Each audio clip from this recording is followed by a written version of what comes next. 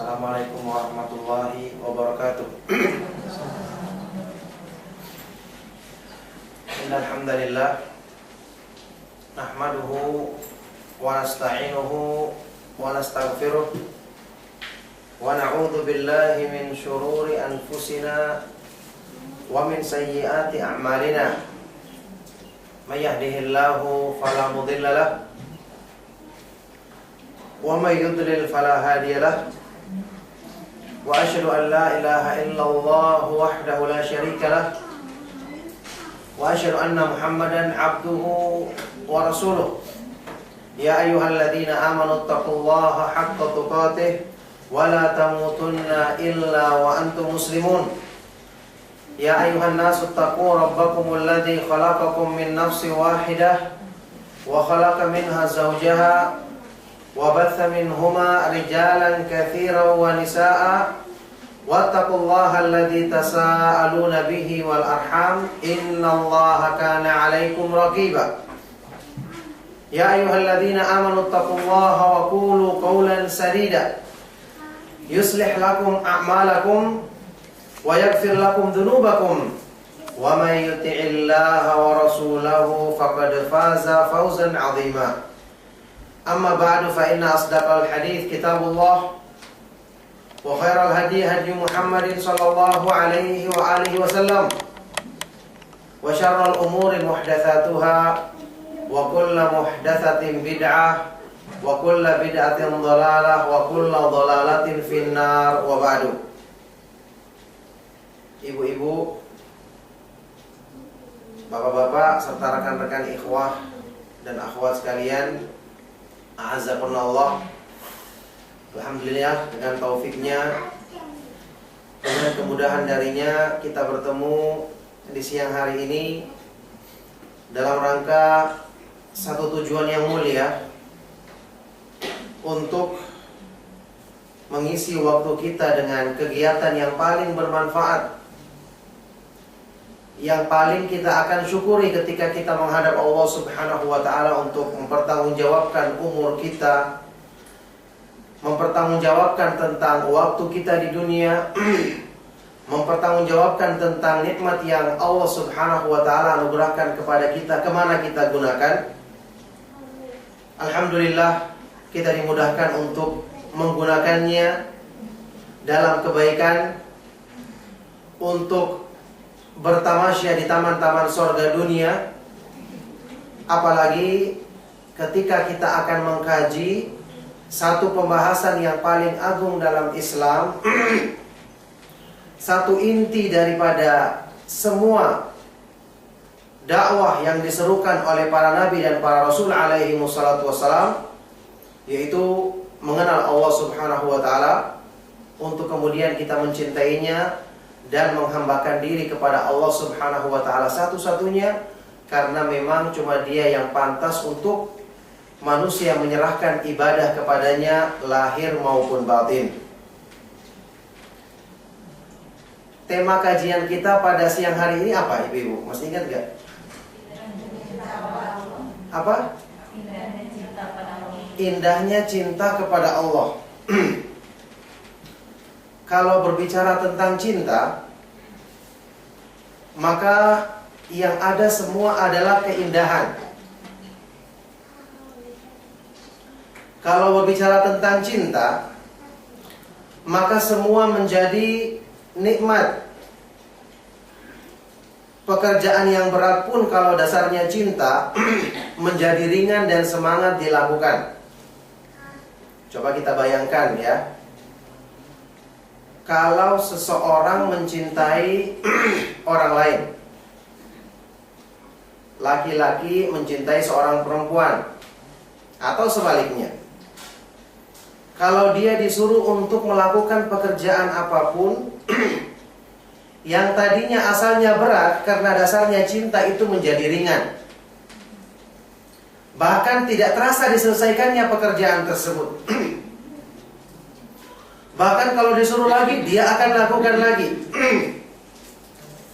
Itu karena landasannya apa? Cinta. Kalau landasannya karena suka atau cinta, seseorang akan mengeluarkan biaya yang sebesar apapun. Lihat orang-orang yang senang terhadap satu peralatan, satu fasilitas duniawi. Kalau sudah senang dan terlanjur hatinya terikat dengannya, maka dia akan mengejarnya meskipun harus mengeluarkan biaya yang besar. Tidak terasa baginya, sekali lagi karena landasannya adalah cinta. Jadi cinta itu menjadikan segalanya indah.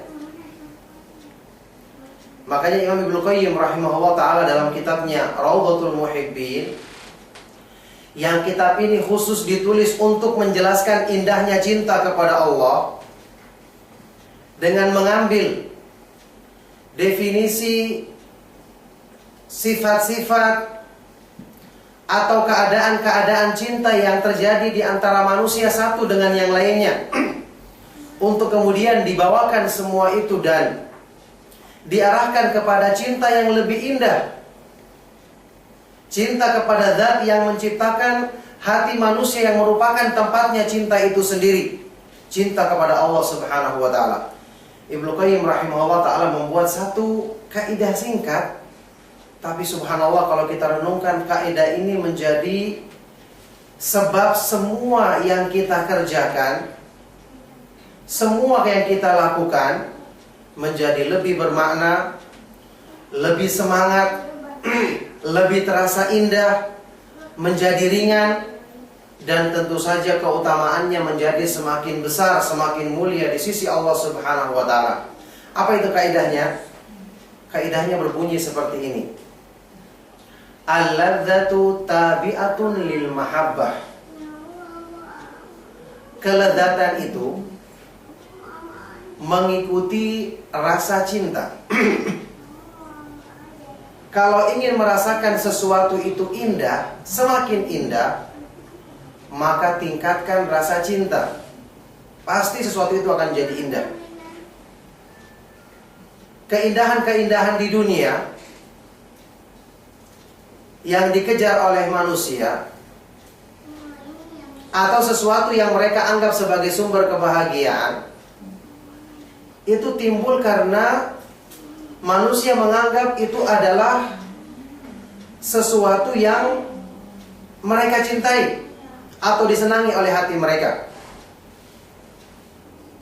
Nah, makanya di sini orang-orang yang beriman menggunakan pikirannya yang bersih, menilai dengan hatinya yang dipenuhi dengan keimanan. Coba saja yang contoh yang saya sebutkan tadi. Seseorang mencintai orang lain.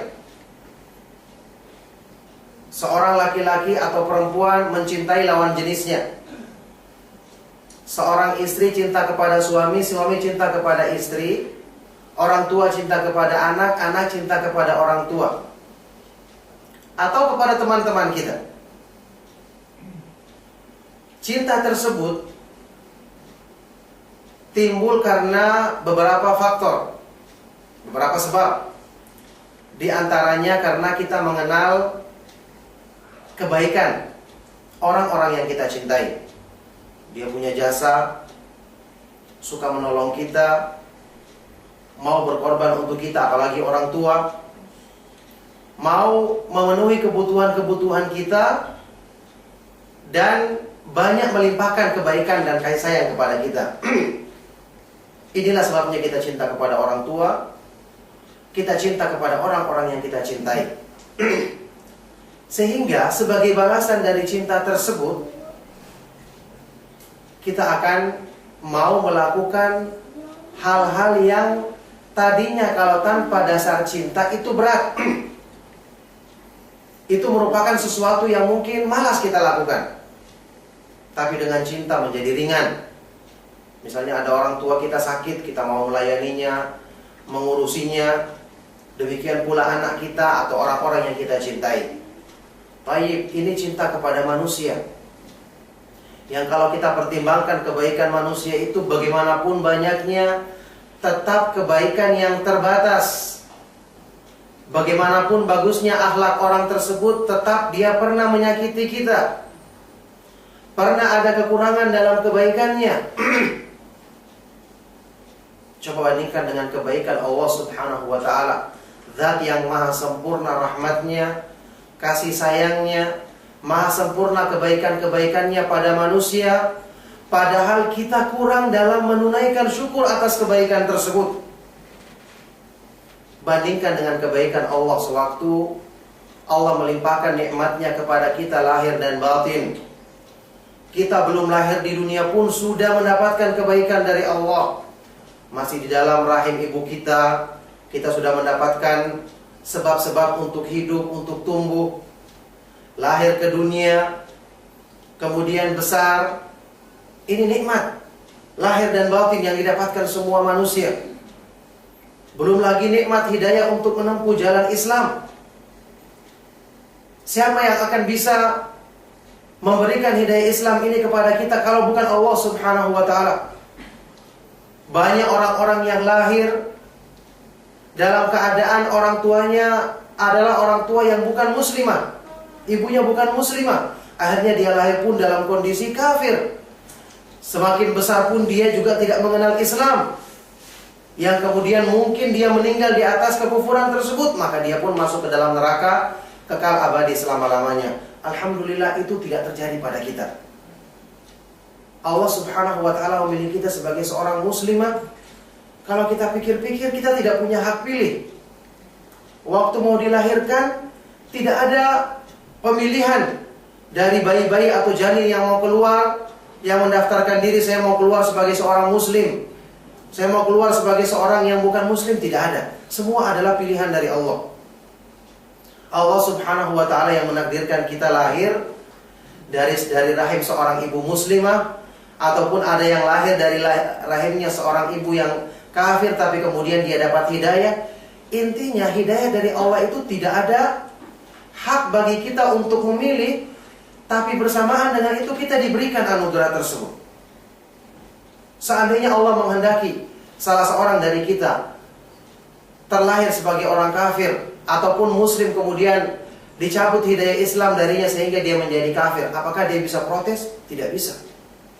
Karena hidayah di tangan Allah. Ini sudah menunjukkan kebaikan besar, karena dengan hidayah ini kita terancam insya Allah untuk kekal dalam neraka.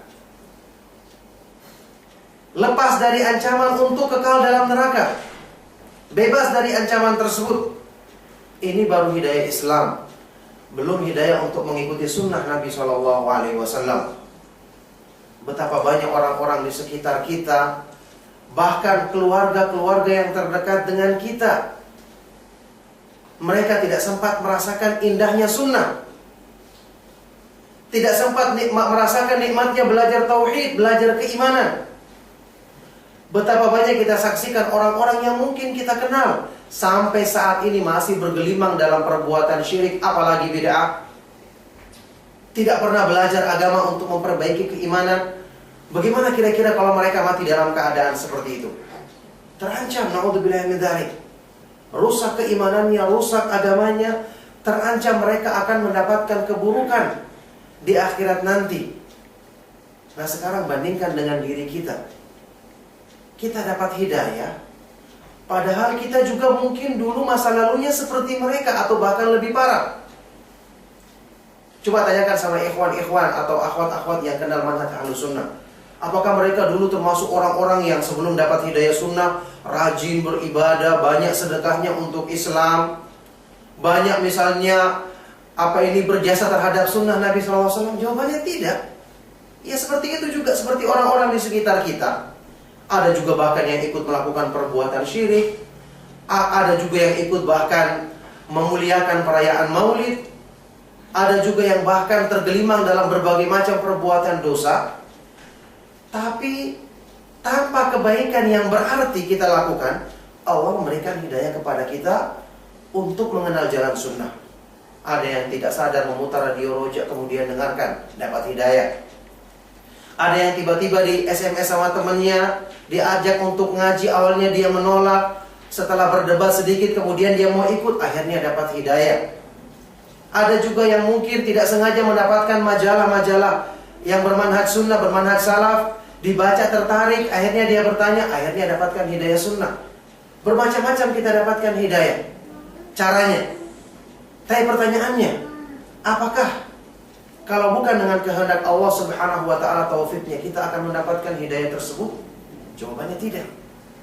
Banyak orang yang sudah diceramai, banyak orang yang langsung belajar di Masjid Nabawi, Masjidil Haram, ketemu dengan para ulama, kuliah di Madinah atau di Mekah, kuliah di Riyadh yang kurikulumnya adalah akidah Ahlussunnah yang diajarkan.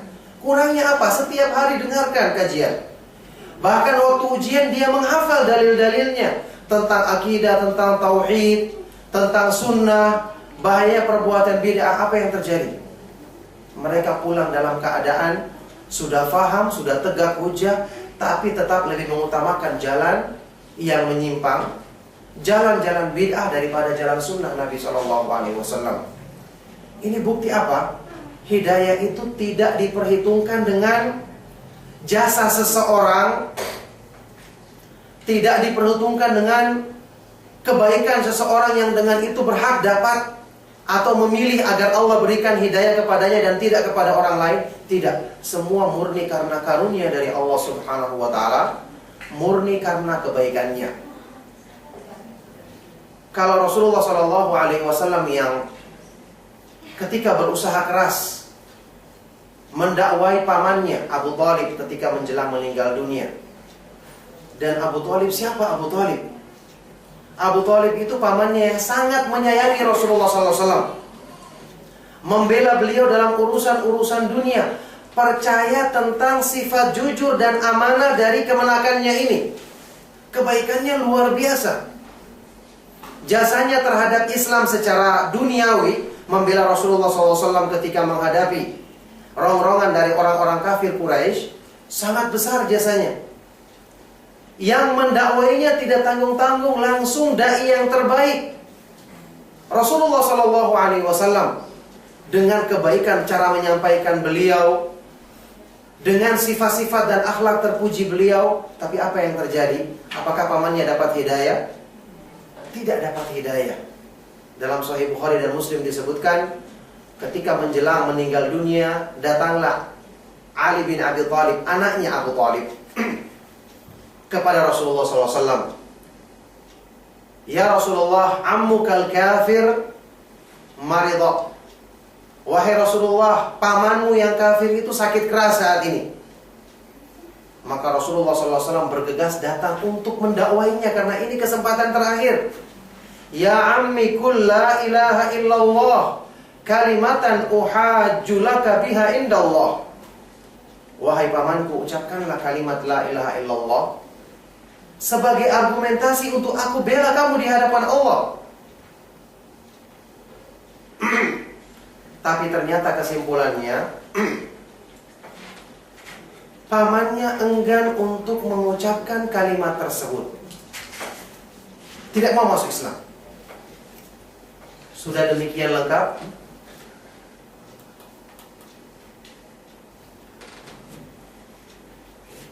ya, jadi ternyata pamannya tidak mau mengucapkan kalimat tersebut. Padahal peluang untuk baik sudah demikian banyak. Dia mengakui kejujuran kemenakannya, sifat amanahnya, kebaikan dari kemenakannya. Dia membela dan menyayangi secara nasab. Tapi hidayah dari Allah tidak ada perhitungan nasab atau tidak ada perhitungan pertimbangan akal manusia. Pada waktu itulah turun firman Allah Subhanahu wa ta'ala, innaka la tahdi man ahbabta walakinnallaha yahdi man yasha wa huwa a'lamu bil muhtadin. Sesungguhnya engkau ya Rasulullah tidak bisa memberikan hidayah kepada orang yang kamu cintai, tapi Allah lah dialah yang memberikan hidayah kepada siapa yang dikehendakinya, dan dia yang lebih mengetahui tentang siapa yang pantas mendapatkan hidayah darinya. Coba renungkan, dengan segala kekurangan kita, dibandingkan dengan jasanya Abu Thalib yang jelas-jelas membela Rasulullah SAW, kita tidak ada apa-apanya. Tapi Alhamdulillah kita bisa dapat hidayah yang sempurna, hidayah Islam dan hidayah sunnah.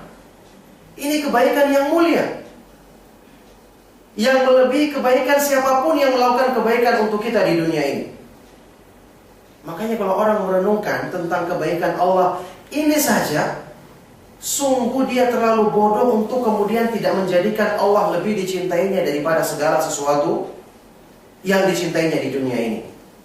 Karena kebaikan manusia bagaimanapun besarnya tidak sebanding dengan kebaikan hidayah yang demikian nikmat ini, yang demikian agung ini, hidayah Islam dan hidayah sunnah. Oleh karena itu, tafakkur, merenungkan nikmat Allah ini akan menjadikan kita semakin mencintainya. Apalagi kalau kita bandingkan dengan kekurangan-kekurangan diri kita, kita akan semakin merendahkan diri dan semakin merasa malu. Demikian banyak nikmat yang kita dapatkan, tapi rasa syukur kita kepada Allah sangat kurang dan sangat tidak sesuai dengan besarnya nikmatnya. Sudah seperti itu, dengan sebab kekurangan kita, kelalaian kita, kurangnya kita dalam bersyukur, Allah juga tidak mencabut hidayah dalam diri kita. Kita masih diberi kesempatan mendengarkan nasihat, kita masih diberi kesempatan untuk mendengarkan kajian-kajian yang akan menyadarkan kita, masih ada kesempatan untuk bertobat meskipun sebanyak apapun dosa yang kita lakukan. Maka sungguh karunia dari Allah Subhanahu wa ta'ala tidak terhingga. Sungguh kebaikan-kebaikan darinya tidak terbatas. Fama bikum min ni'matin faminallah. Apa saja nikmat yang kamu rasakan itu adalah dari sisi Allah Subhanahu wa ta'ala. Oleh karena itu, kebaikan-kebaikan Allah Subhanahu wa ta'ala kepada manusia sungguh tidak terkira. Rahmat dan kasih sayangnya, sebab-sebab dilimpahkannya kepada manusia lebih besar dan lebih banyak dibandingkan sebab-sebab untuk kemarahan dan kemurkaannya. Dalam hadis sahih riwayat Imam Muslim, Rasulullah SAW bersabda, Inna Allah kataba kitaban wa huwa indahu fawqal arsy, inna rahmati sabaqat ghadabi. Sesungguhnya Allah Subhanahu wa ta'ala menuliskan sebuah kitab, di sisinya di atas arsy-Nya, sungguh rahmatku mendahului kemurkaanku. Makanya kata para ulama, tafakkurun ni'am, tadabburun ni'am, tajlibul mahabbah. Orang yang selalu merenungkan nikmat Allah, rahmat Allah, kebaikan-kebaikan yang Allah berikan bagi dirinya, ini akan memotivasi timbulnya rasa cinta kepada Allah. Wan nadharu fi uyubin nafsi tajlibu adzul. Dan memandang kepada aib diri kita sendiri, ini akan melahirkan perasaan selalu merendahkan diri. Nah, dua sifat inilah yang merupakan inti ibadah. Cinta kepada Allah yang disertai dengan sikap merendahkan diri. Ibadah itu adalah ibaratun amma yajma'u kamalal hubbi wa kamalid dhulli lillahi ta'ala. Satu ungkapan yang menghimpun kesempurnaan cinta dan sikap merendahkan diri kepada Allah Subhanahu wa ta'ala. Ini namanya latihan mencintai Allah. Selama ini kita menyangka kemuliaan itu hanya kita raih dengan banyak beribadah, berzikir, sholat, bersedekah, tanpa memikirkan perasaan dalam hati. Sehingga apa? Kita laksanakan pun ibadah tersebut lebih banyak karena terpaksa, karena tidak ada keindahan tanpa rasa cinta. Kita lupa bahwasanya hakikat ubudiyah itu adalah menghambakan diri disertai dengan rasa cinta dan merendahkan diri. Kalau orang yang melaksanakan sholat, rajin ibadah secara zahir, dalam dirinya tidak ada rasa cinta, tidak ada rasa merendahkan diri, yang ada kesombongan, merasa besar, atau waktu ibadah dengan rasa terpaksa, ini tidak akan naik dan tidak akan diterima ibadahnya oleh Allah Subhanahu wa ta'ala. Inna ibadatal mudil la tas'ad. Kata salah seorang ulama salaf, ibadahnya orang yang selalu menganggap dirinya tinggi tidak akan naik, tidak akan diterima. Orang yang rajin beribadah tapi kemudian dia sombong, tidak merendahkan diri, maka lebih baik dia tidak beribadah tapi dia punya rasa merendahkan diri di hadapan Allah. Sehingga salah seorang ulama salaf dari kalangan tabi'in yang bernama Mutarrif ibnu Abdullah ibnu Syikhir pernah mengatakan, wallahi la an abita na'iman wa usbihu nadiman ahabbu ilayya min an abita qa'iman wa usbihu mu'jaban. Demi Allah, sungguh jika aku di malam hari tertidur tidak beribadah, tidak salat malam, tapi paginya aku bangun dalam keadaan merasa menyesal, mengakui kekurangan diriku, lebih aku cintai daripada aku bangun sholat di malam hari, tapi di pagi harinya aku bangun dalam keadaan kagum terhadap diriku sendiri. Jadi bangga diri ini bertentangan dengan nilai ibadah. Sebagaimana orang yang mengerjakan ibadah tapi tidak tanpa ada rasa senang, rasa bahagia ketika mengerjakannya, ini bukan hamba Allah yang sesungguhnya. Coba perhatikan, kenapa orang-orang yang soleh dalam Al-Quran mereka disifati kalau beribadah itu dengan musara'ah, bersegera dan berlomba-lomba. Lihat para nabi alaihi wassalatu wassalam, Allah sifati atau Allah puji mereka dalam Al-Quran bagaimana?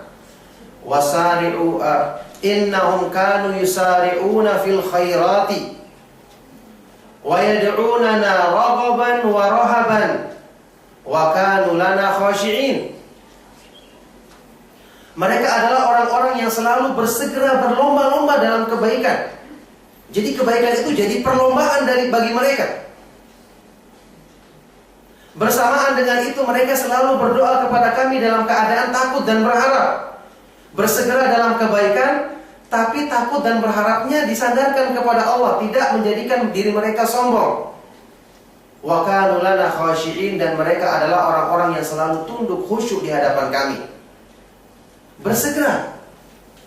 Allah perintahkan kita dalam banyak ayat Al-Quran, fastabiqul khairat, berlomba-lombalah dalam kebaikan. Wa fi dzalika falyatanafasil mutanafisun, dan untuk itulah hendaknya mereka berlomba-lomba mengerjakannya. Wasari'u ila maghfiratin min rabbikum wa jannatin 'arduha as-samawati wal ardu 'iddat lil muttaqin.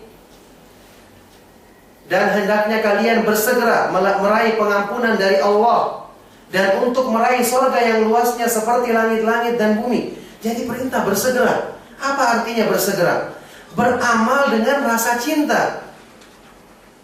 Jadi beramal itu bukan terpaksa, malas-malas, karena ini menunjukkan bahwa dia tidak rindu untuk bertemu Allah, tidak merasa senang untuk mendekatkan diri kepadanya. Seperti sifatnya orang-orang munafik. Wa idza qamu ila sholati qamu kusala. Kalau mereka berdiri melaksanakan sholat dalam keadaan malas-malasan. Sifatnya orang yang sempurna imannya adalah seperti yang digambarkan oleh Rasulullah SAW dalam hadis riwayat An-Nasai dan yang lainnya dengan sanad yang sahih. Wa ju'ilat qurratu 'aini fis shalah. Dijadikan kesejukan hatiku, penghibur bagi diriku ketika aku melaksanakan sholat.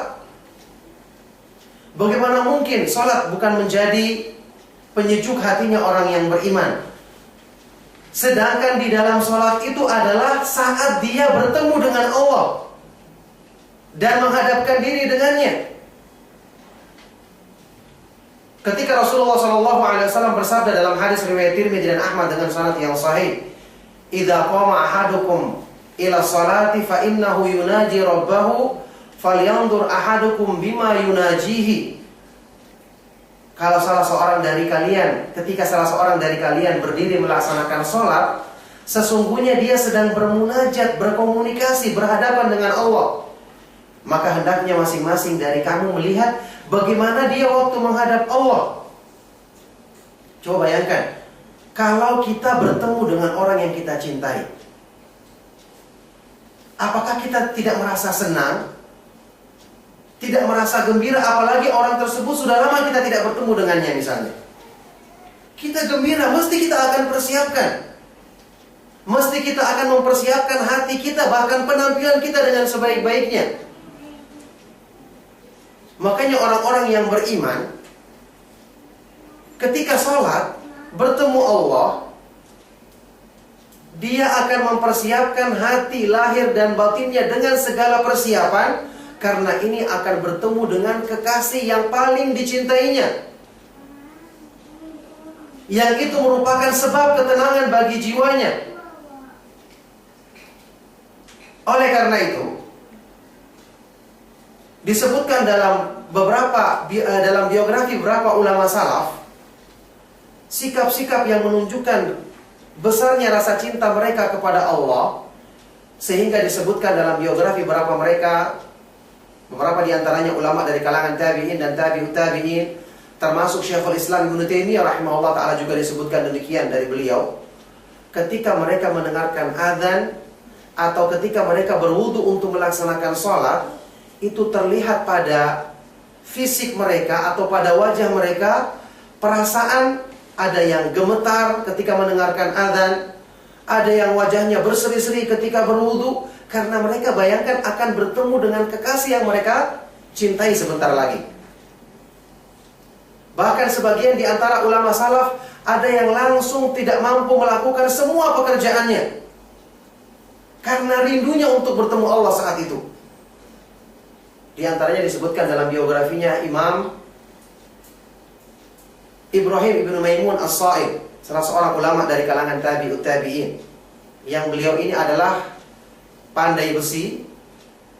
Kalau dia bekerja, sedang menempa besi panas dipukul untuk bikin pisau atau alat-alat yang lainnya, kalau beliau sedang bekerja, kemudian ketika dia mengayunkan palunya yang besar ke atas kepala untuk memukul besi di depannya, ketika saat itu terdengar kumandang adzan, Allahu Akbar, Allahu Akbar, tenaganya langsung habis, langsung hilang.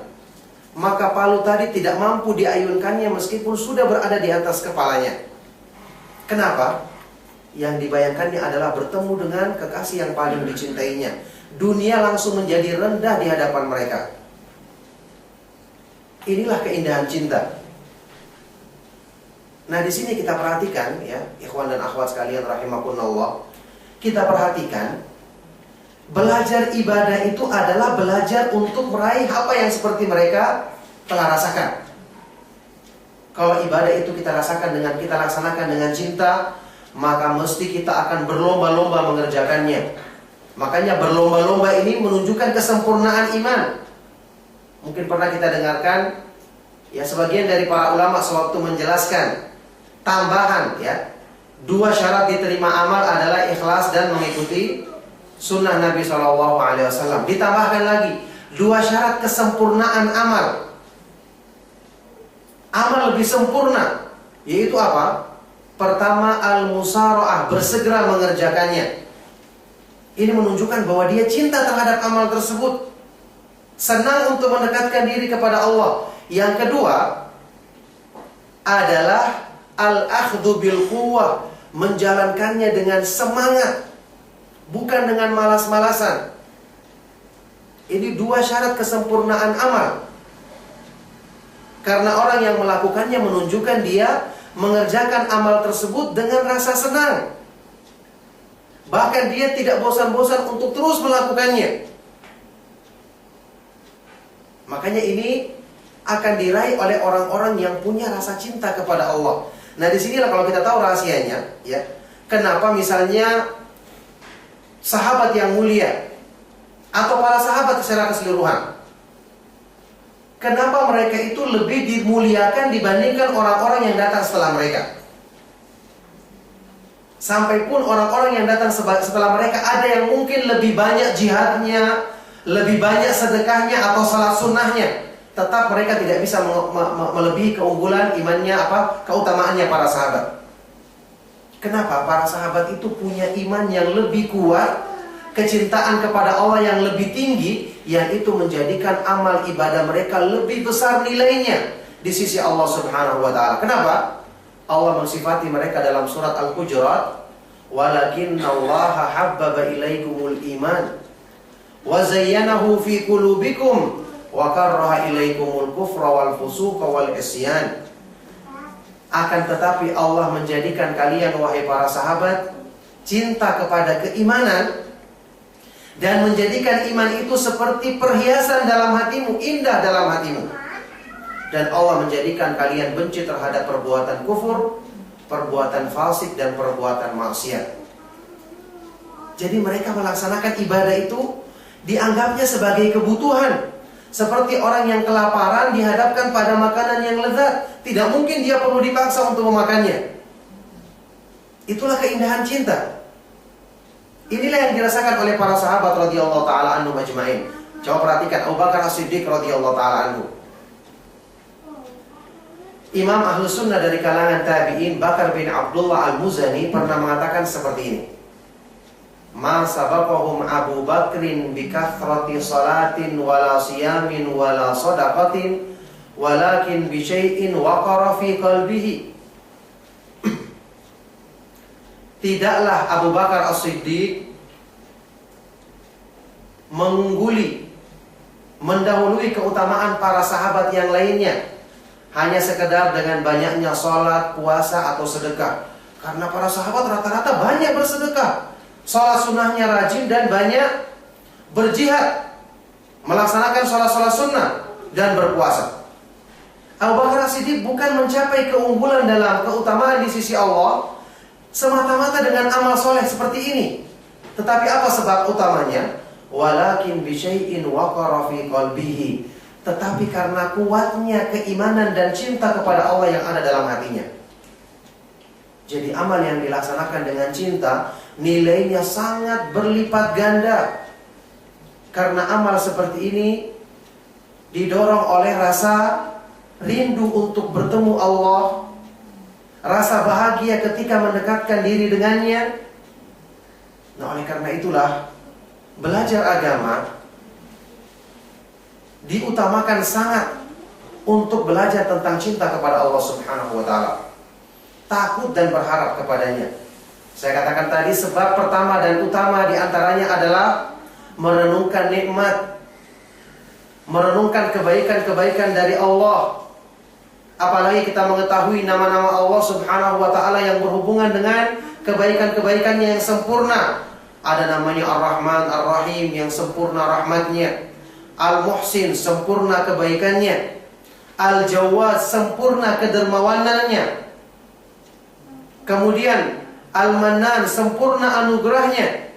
Belum lagi yang berhubungan dengan penghapusan dosa bagi manusia, seperti Al-Ghafur, At-Tawwab, Al-Afu, Al-Ghaffar, Maha Pengampun, Maha Penerima Tobat, Maha Pemaaf. Kalau kita renungkan semua ini dan kita bandingkan dengan kekurangan diri kita, kita akan semakin cinta kepada Allah Subhanahu wa ta'ala. Karena kita ketahui tanpa nikmat dan rahmat Allah kita akan binasa. Kita akan hidup dalam kehinaan. Ini sebab yang pertama. Sebab yang kedua, merenungkan sempurnanya keindahan Allah. Karena kalau makhluk kita cintai karena keindahan, manusia tampan atau cantik kita suka. Pemandangan yang indah kita suka karena indah dan kita rasakan pandangan kita sejuk melihatnya.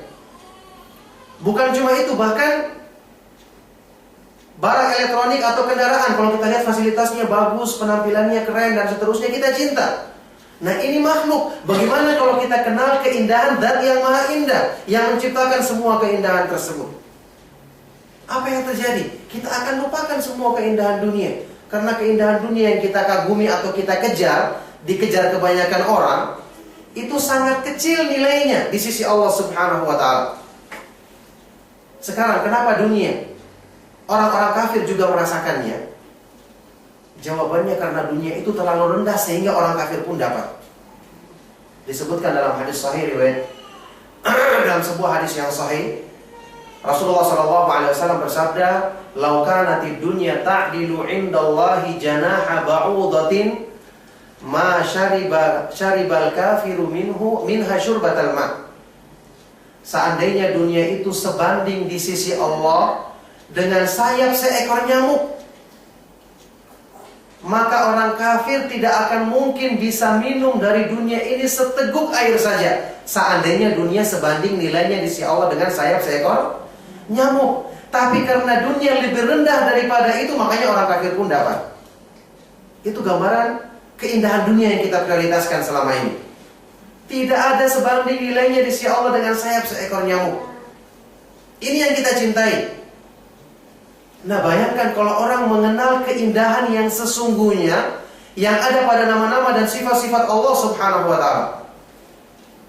Bayangkan saja ciptaannya yang sempurna, alam semesta yang kita saksikan, atau sebagai gambaran yang juga saya pernah terangkan dalam beberapa kajian-kajian tentang masalah ma'rifatullah, sebagai gambaran bagaimana orang yang mengenal keindahan Allah akan melupakan dan melalaikan semua keindahan yang lain, bagaimanapun besarnya keindahan tersebut. Apa ini gambarannya penduduk surga? Kenikmatan di surga itu bandingannya dengan kenikmatan di dunia, tentu kita tahu sangat jauh perbedaannya.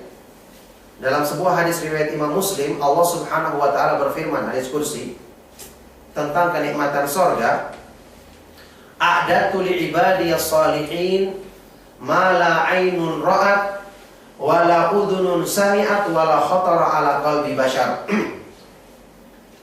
Aku siapkan bagi hamba-hambaku yang saleh kenikmatan di surga yang belum pernah dilihat oleh mata, didengar oleh telinga, dan belum pernah terlintas dalam hati manusia.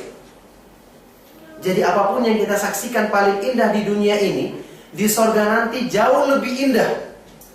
Begitu pula yang kita pernah dengar tentang keindahannya, di surga melebihi semua itu. Bahkan yang pernah kita bayangkan dalam hati kita, seandainya begini. Misalnya kita lihat pantai, seandainya pohonnya begini, ombaknya begini, pantainya putihnya seperti ini. Maka yang ada di surga jauh dari apa yang pernah kita bayangkan dalam hati kita. Luar biasa kenikmatan di surga. Sudah seperti itu, Rasulullah SAW bersabda, "Idza dakhala ahlul jannatil jannata," dalam Sahih Muslim, ketika penduduk surga telah masuk ke dalam surga, qala Allahu azza wa jalla, Allah berfirman kepada mereka, "Hal turiduna syai'an azidukum?" Apakah kalian menginginkan sesuatu sebagai tambahan? Penduduk surga menjawab, "Alam tubayyid wujuhana, alam tudkhilnal jannata wa tunjina minan nar." Ya Allah, bukankah engkau telah menjadikan berseri-seri wajah kami, memasukkan kami ke dalam surga dan menyelamatkan kami dari neraka? Qala, Rasulullah SAW bersabda, "Fayakshifu 'anil hijab." Pada waktu itu Allah menyingkap hijab yang menutupi wajahnya yang maha mulia. Fama'u'tu syai'an ahabba ilaihim minan nadhari ila rabbihim azza wa jal. Maka penduduk surga tidak merasakan satu pemberian yang lebih mereka cintai daripada ketika mereka memandang wajah Allah Subhanahu wa ta'ala. Artinya waktu bertemu dengan zat yang menciptakan semua kenikmatan di surga, mereka langsung melupakan kenikmatan surga. Apalagi cuma kenikmatan dunia. Makanya ini merupakan jawaban, ikhwan dan akhwat sekalian rahimakumullah. Kalau kita sulit untuk menundukkan rasa cinta kepada dunia dalam hati kita, jawabannya karena memang kita belum kenal keindahan yang sesungguhnya, yaitu mengenal keindahan nama-nama Allah dan kesempurnaan sifat-sifatnya dalam ayat-ayat Al-Quran dan hadis-hadis yang sahih dari Nabi SAW.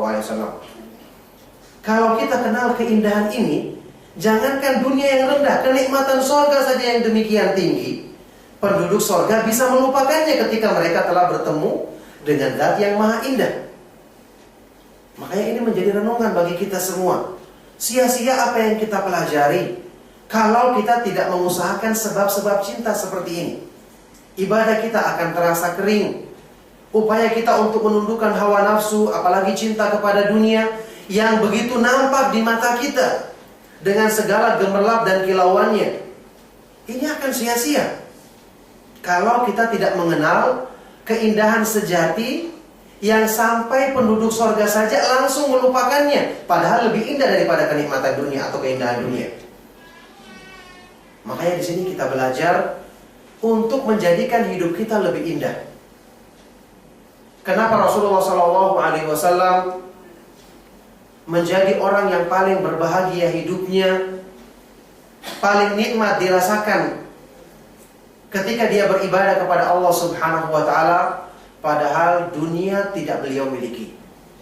Makanannya saja pas-pasan. Rasulullah SAW tidak pernah makan kenyang selama 3 hari berturut-turut. Sehari mungkin kenyang, 2 hari. Untuk hari ketiga beliau tidak punya makanan. Tapi beliau adalah orang yang paling berbahagia hidupnya.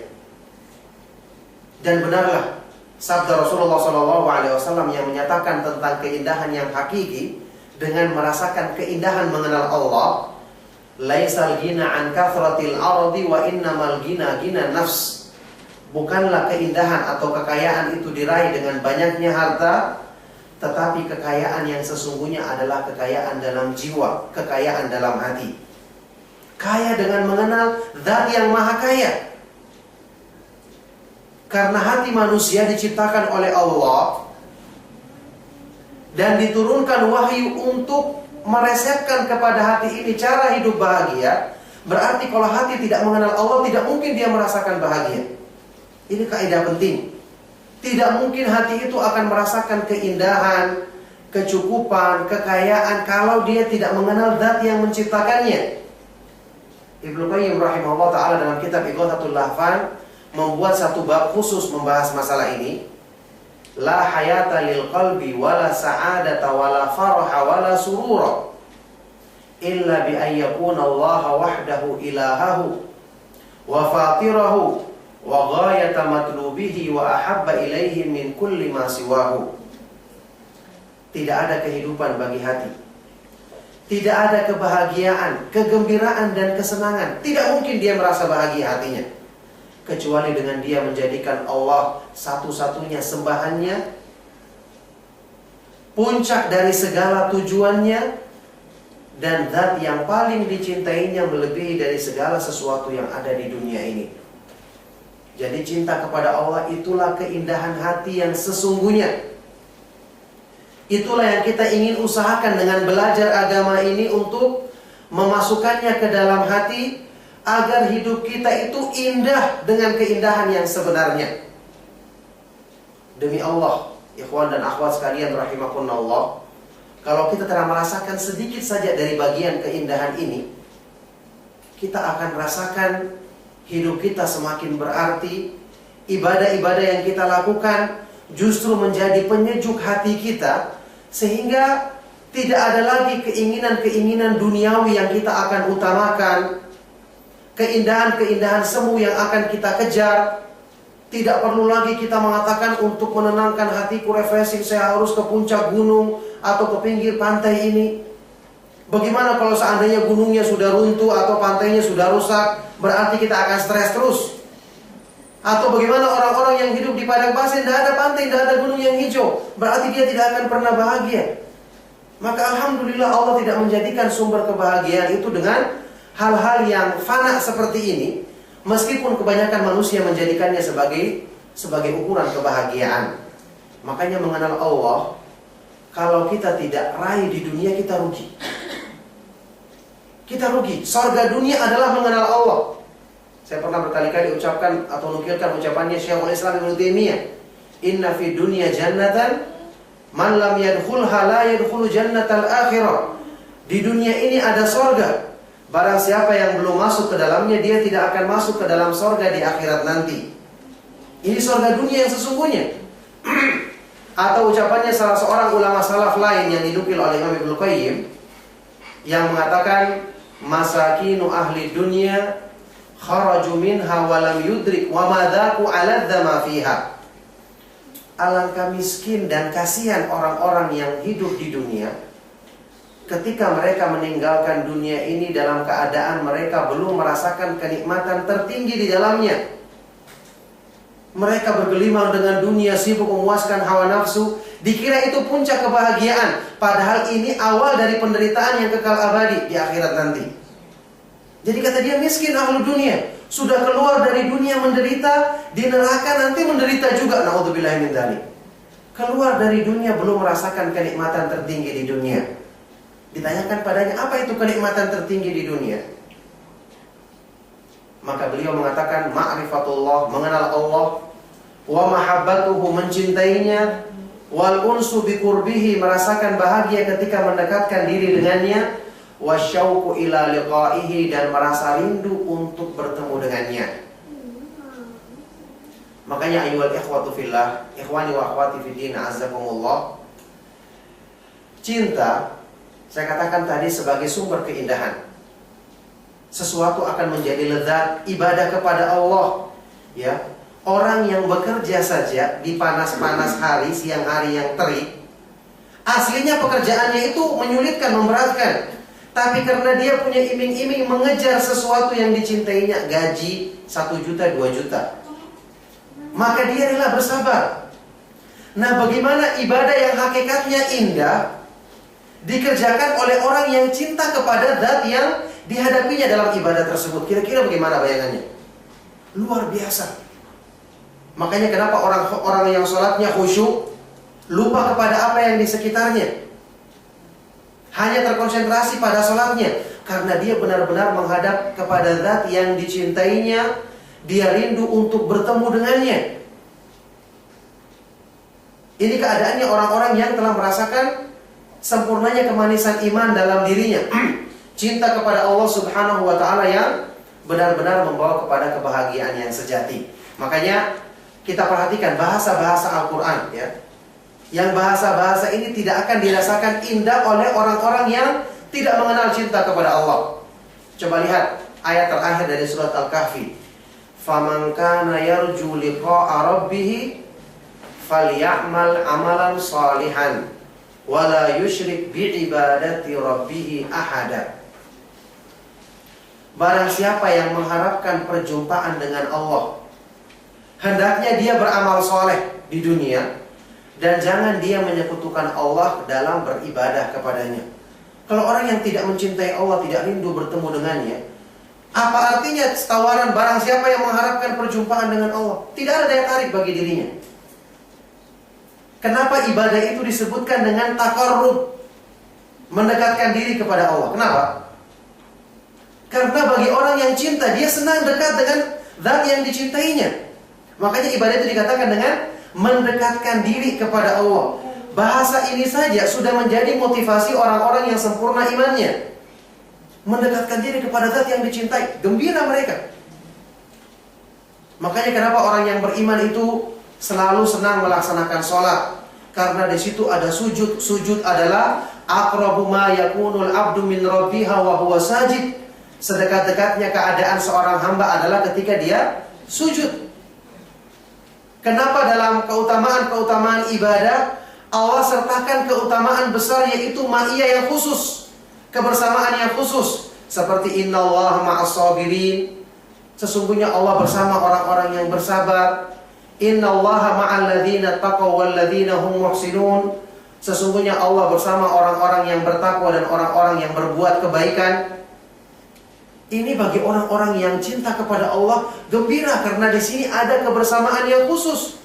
Manusia saja kalau dapat perhatian khusus dari yang dicintainya, dikatakan saya akan bersamamu dengan khusus, dia bahagia. Nah, orang yang cinta kepada Allah, disinilah puncak kebahagiaannya.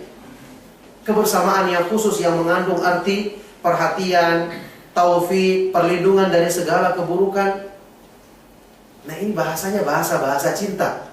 Oleh karena itu, kalau kita mengenal Allah subhanahu wa ta'ala dengan benar, maka segala sesuatu yang menjadikan hamba ini merasakan bahagia, mendekatkan diri kepada Allah subhanahu wa ta'ala, itu akan terasa indah bagi dirinya. Makanya ayyuhal ikhwatu fillah, disinilah sebabnya kenapa para ulama itu sangat membenci perbuatan mencari-cari hikmah-hikmah yang mengada-ada dalam ibadah.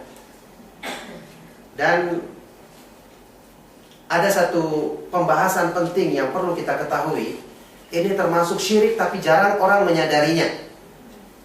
Dalam kitab Tauhid, Syekh Muhammad bin Abdul Wahab punya tulisan yang berjudul seperti ini: Minasyirki iradatul insani bi'amalihi dunia. Termasuk perbuatan syirik seseorang yang melaksanakan amal ibadah dengan tujuan dunia. Orang ibadah, sedekah 1 juta, sebulan kemudian katanya dapat 10 juta. Syirik kepada Allah. Ada lagi yang bentuknya lain. Rajin melaksanakan ibadah haji supaya investasinya terjaga keuntungannya. Syirik. Dan ini hanya terjadi pada diri orang-orang yang tidak punya cinta kepada Allah. Karena targetnya dunia, dan dunia, ibadahnya pun dijadikan tujuan untuk dunia. Seperti saya katakan tadi, kenapa para ulama melarang kita mencari-cari hikmah ibadah? Orang berpuasa itu untuk diet, supaya bodinya terjaga. Subhanallah, orang yang bertakwa itu pasti dijaga oleh Allah. Tapi tidak usah kita masukkan keinginan dunia dalam ibadah yang agung. Kata Syekh Utsaimin rahimahullah ta'ala, cukuplah kita ketahui jika ada satu perintah Allah, hikmahnya itu mendekatkan kita kepada Allah. Kalau kita cinta kepada Allah, kita akan rasa gembira dekat dengan Allah. Cukuplah hikmah pertama, larangan. Jika ada satu larangan dalam Al-Quran dan Sunnah, kita mengetahui itu dilarang oleh Allah, berarti dibenci oleh Allah, dan menjadikan orang yang melakukannya jauh dari Allah. Ini sudah merupakan siksaan bagi orang yang cinta kepada Allah. Nah, unsur-unsur atau keinginan dunia seperti ini timbul karena kita kurang belajar untuk mencintai Allah. Sehingga ibadah pun kita niatkan untuk tujuan yang sangat rendah seperti ini. Bahkan yang tersebar juga di kalangan kita, yakni bersedekah untuk kesembuhan penyakit. Saya sempat meluangkan sedikit waktu untuk meneliti riwayat-riwayat hadis yang menyebutkan keutamaan sedekah, seperti hadis dawu mardhakum bisadaqah, sembuhkanlah orang yang sakit di antara kamu dengan sedekah. Maka saya dapati beberapa jalannya dari beberapa sahabat, semua riwayatnya sangat lemah, bahkan sebagiannya palsu. Bahkan yang paling sahih riwayatnya adalah hadis yang mursal dari Hasan Al-Basri langsung kepada Rasulullah SAW. Dan mursalnya Hasan Al-Basri termasuk mursal yang paling lemah, ditolak. Jadi tidak ada dalil yang sahih. Makanya saya katakan, hal-hal seperti ini akan muncul dalam diri kita. Karena apa? Selama ini kita kan dikuasai dengan kecintaan kepada dunia, selalu memperturutkan hawa nafsu, yang sehingga dalam ibadah pun masuk. Bayangkan bagaimana ruginya kita nanti menghadap Allah Subhanahu wa ta'ala. Ternyata balasannya hanya kita inginkan dunia dan disegerakan di dunia. Orang-orang yang disegerakan balasannya di dunia yang seperti ini, nanti di akhirat tidak dapatkan bagian sama sekali kecuali adab Allah Subhanahu wa ta'ala. Makanya orang-orang yang rugi seperti yang disebutkan dalam Al-Quran, wa badalahum minallahi ma lam yakunu yahtasibun. Tampaklah di hadapan mereka balasan dari Allah sesuatu yang sebelumnya mereka tidak perhitungkan di dunia. Dikira dia berbuat amal, dikira dia mendapatkan banyak balasan pahala, ternyata pahalanya sia-sia karena telah disegerakan dalam kehidupan dunia. Na'udzubillahi min dzalik. Jadi inilah sebabnya kenapa kita harus belajar cinta kepada Allah. Orang yang mengenal keindahan nama-nama dan sifat-sifat Allah, maka semua penghambaan diri, unsur-unsur yang menguatkan keimanan akan semakin kuat dalam dirinya. Cintanya akan tumbuh seiring dengan semakin dia mengenal banyaknya kebaikan-kebaikan Allah, sempurnanya keindahan-keindahan yang ada pada zatnya, nama-namanya dan sifat-sifatnya. Itu cinta. Belum lagi rasa takutnya kepada Allah akan semakin sempurna dengan dia semakin mengenal kemahakuasaan Allah, sempurnanya siksaannya, sempurnanya kekuatan dan keperkasaannya. Nanti lagi pengharapannya kepada Allah akan muncul dengan dia semakin mengenal luasnya rahmat Allah, dan seterusnya. Semua sifat-sifat kebaikan itu hanya akan bisa disempurnakan pada diri manusia dengan mengenal keindahan nama-nama Allah dan kesempurnaan sifat-sifatnya. Dalam hal ini Imam Ibnu Qayyim rahimahullah ta'ala mengatakan, akmalun nasi ubudiyatan al-muta'abbidu lillahi bi jami'il asma'i was sifatil lati yattali'u 'alaihal bashar. Orang yang paling sempurna ibadahnya, penghambaan dirinya kepada Allah, adalah orang yang beribadah kepadanya dengan pemahaman terhadap kandungan nama-nama dan sifat-sifatnya yang bisa dijangkau oleh pengetahuan manusia. Maka alhamdulillah, inilah pelajaran tentang keindahan yang kita bersyukur ya. Hal ini tidak jauh dari kita. Kenapa? Karena keindahan yang sesungguhnya dengan mengenal Allah hanya bisa diraih dengan memahami akidah melalui pemahaman Ahlus Sunnah wal Jamaah. Orang yang salah faham dalam mengenal Allah, maka pasti dia tidak akan mungkin meraih kecintaan kepada Allah. Makanya kita bersyukur bisa kenal tauhid yang benar, bisa belajar akidah tentang nama-nama dan sifat-sifat Allah dengan pemahaman yang benar, dengan bimbingan para ulama kita, yang dengan ini kita berpeluang untuk menyempurnakan kekurangan-kekurangan ini dalam diri kita, yang semoga Allah Subhanahu wa taala mudahkan kepada kita untuk mempelajari ilmu yang bermanfaat, yang mewariskan amalan soleh. Maka ibu-ibu, bapak-bapak, rekan-rekan ikhwan dan akhwat sekalian, a'azzakumullah, inilah kajian kita di siang hari ini. Kajian tentang indahnya cinta, yang semoga dengan ini orang-orang yang terlena dengan cinta kepada manusia sadar bahwa kalaupun paling tidak kalau dia tidak mengenal kecintaan kepada Allah, paling tidak kecintaannya kepada dunia atau kepada makhluk cukup menjadi siksaan baginya, dengan dia luput dari kecintaan yang lebih menjadi sumber kebahagiaan pada hidupnya. Ini minimal hukumannya bagi dirinya. Apalagi dengan dia mendapatkan hukuman atau kenyataan bahwa segala sesuatu yang dilakukannya bukan karena Allah, itu akan berubah menjadi malapetaka dalam kehidupannya, dan ini mesti terjadi. Segala sesuatu hubungan kita dengan manusia, kalau kita tidak jadikan untuk mendukung cinta kepada Allah, maka ini akan menjadi malapetaka. Ibnu Qayyim rahimahullah ta'ala pernah mengucapkan seperti ini: walaqad qadallahu qada'an la yuraddu wa la yudfa. Sungguh Allah telah menentukan ketentuan yang tidak bisa ditolak dan tidak bisa dicegah. Apa itu ketentuannya? Anna man ahabba syai'an siwallahi udziba bihi. Barang siapa yang mencintai sesuatu selain Allah, bukan karena Allah, bukan karena mendukung cinta kepada Allah, maka sesuatu itu akan menjadi azab bagi dirinya.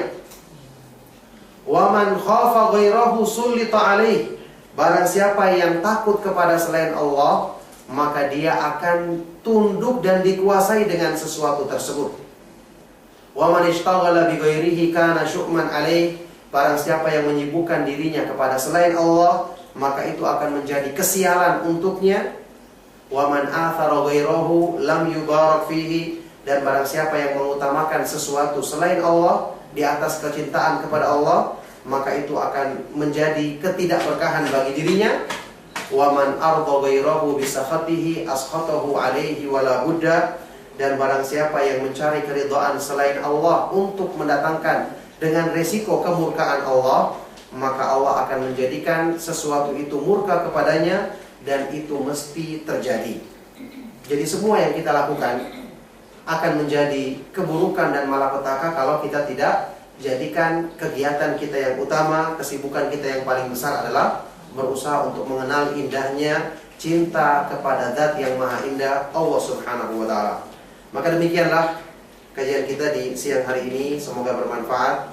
Sekedar mengingatkan dan mengulangi apa-apa yang insya Allah kita telah pelajari. Saya bersangka baik insya Allah ibu-ibu dan ikhwan-ikhwan semua adalah orang-orang yang cinta kepada Allah Subhanahu wa taala dan telah mengusahakan hal itu, yang semoga Allah Subhanahu wa taala jadikan kita istiqamah di atas jalan sunnah, istiqamah untuk mengenal akidah yang benar melalui pemahaman salafus saleh, dan memudahkan kita untuk meraih kecintaan kepadanya yang merupakan kenikmatan tertinggi di dunia dan di akhirat. Demikian, semoga bermanfaat, dan mohon maaf jika ada yang salah dan kurang berkenan. Sallallahu wasallam wa barak ala nabiyina Muhammadin wa ala alihi wa ashabihi wa man tabi'ahum bi ihsan ila yaumiddin, wa akhiru da'wana alhamdulillahi rabbil alamin.